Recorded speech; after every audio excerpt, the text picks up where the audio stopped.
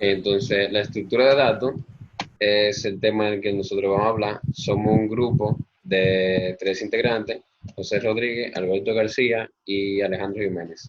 Yo, José Rodríguez, le voy a hablar sobre la definición, que es una forma de organizar datos digitales para ser utilizados eficientemente y se considera un medio para manejar enormes cantidades de datos de manera eficiente para su uso como base de datos y servicio de Internet. Por esto tienen una importancia en el diseño de algoritmos, porque al momento de hacer un algoritmo, tú necesitas un lugar donde guardar los datos para en el momento de sacar el resultado tener una base de esos datos y poder buscar resultados. En ese entonces, la estructura de datos, la capacidad de la estructura de datos funciona dependiendo de la capacidad del ordenador.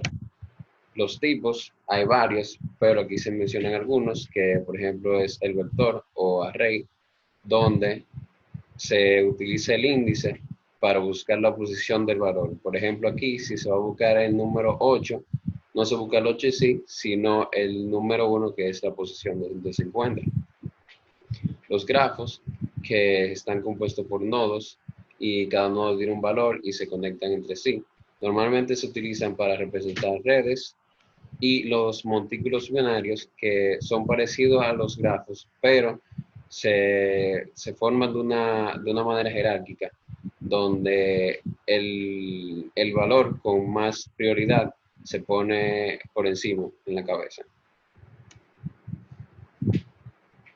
Buenas, mi nombre es Alberto García y yo les estaré hablando sobre la evolución que ha tenido la estructura de datos. Bueno, como se puede ver en este timeline, podemos ver varios programas que se utilizaban para programar, como Fortran, Nuhu, Basic.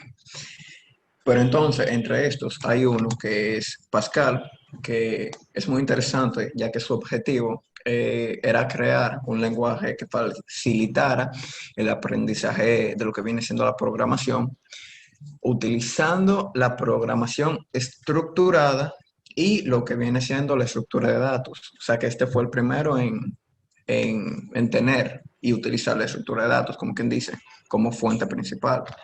Y hasta el día de hoy está ido evolucionando según el tiempo. Dale.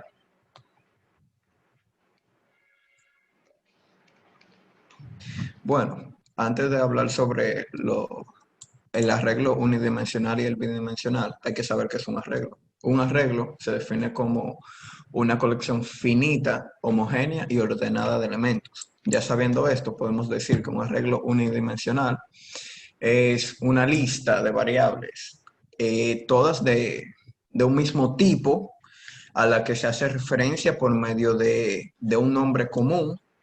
Como pueden ver en este ejemplo, el nombre común del arreglo sería sueldos, y esta tiene varias partes que son el componente del arreglo, índice del arreglo. Aquí se puede ver un ejemplo. Dale. Después, el arreglo bidimensional.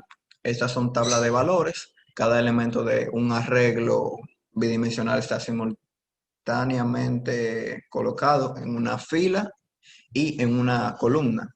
En matemática a esto se le conoce como una matriz.